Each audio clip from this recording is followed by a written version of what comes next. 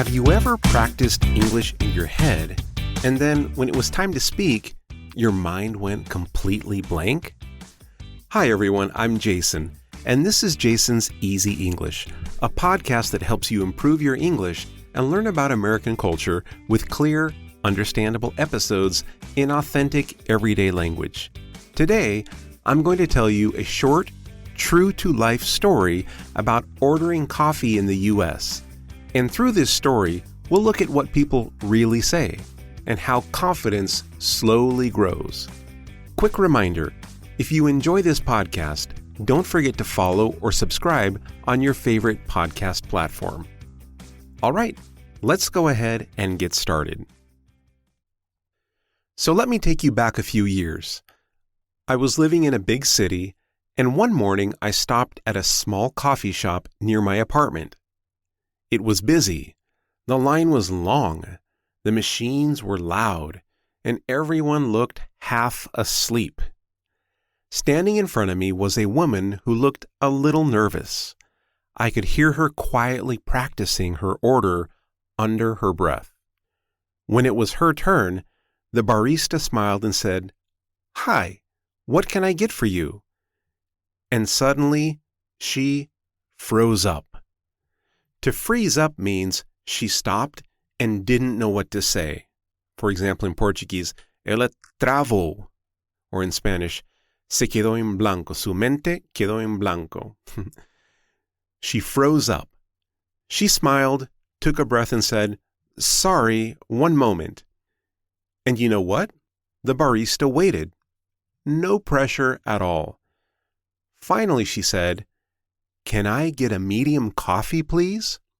Simple, clear, perfect. And the barista asked, "For here or to go?" The woman looked confused.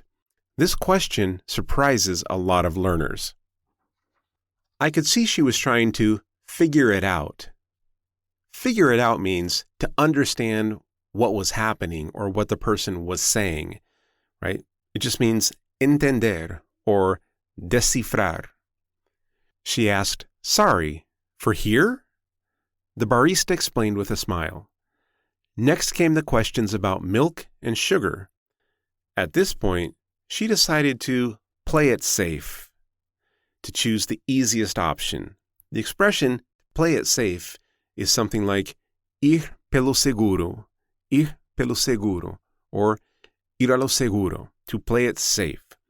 She said, "Just black coffee, please." Honestly, that was a great choice. After she paid, the barista said, "We'll call your name." She nodded and stepped aside to wait. Now here's something very American. The barista asked for her name and wrote it on the cup. When the name was called, it wasn't exactly right, but it was close enough and she understood. She walked up, took the coffee and said, "Thank you." Her face said everything: relief, pride, and maybe a little surprise. A few days later, I saw her again in the same coffee shop. This time, she didn't hesitate. She didn't stop. She ordered smoothly.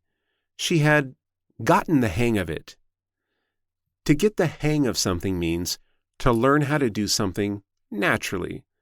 In Portuguese, ela tinha pegado o jeito.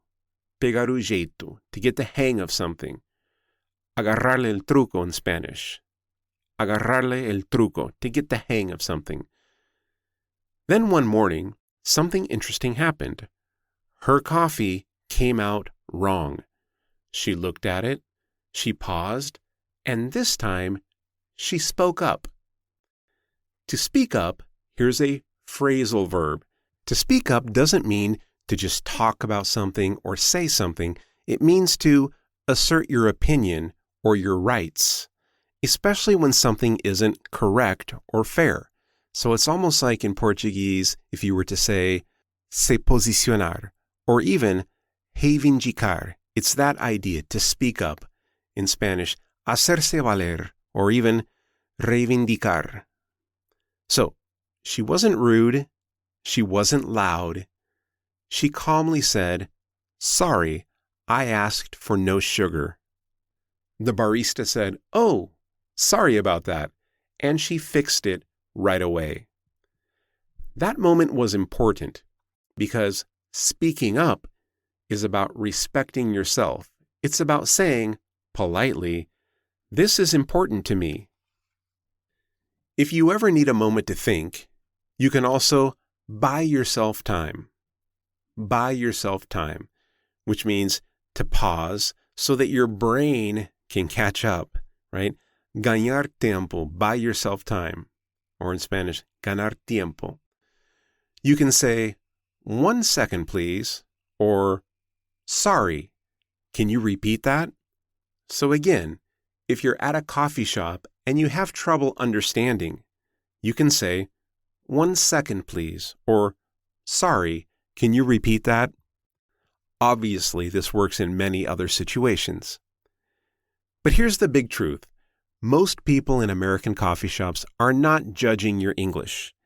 They're just tired and thinking about coffee.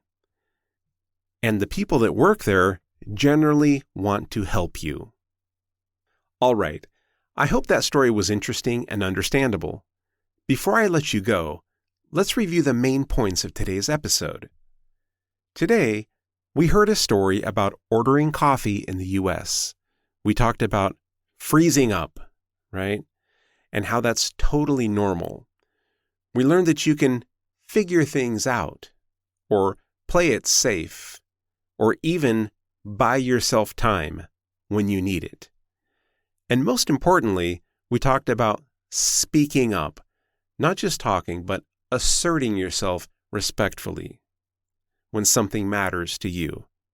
With practice, you'll get the hang of it too. Você vai pegar o jeito. Well, that's all I have for today. I hope you were able to imagine yourself in that coffee shop and feel a little more confident. Be sure to follow or subscribe to my podcast, and please share Jason's Easy English with friends who are also learning English. Thanks again for listening, and I'll see you next time.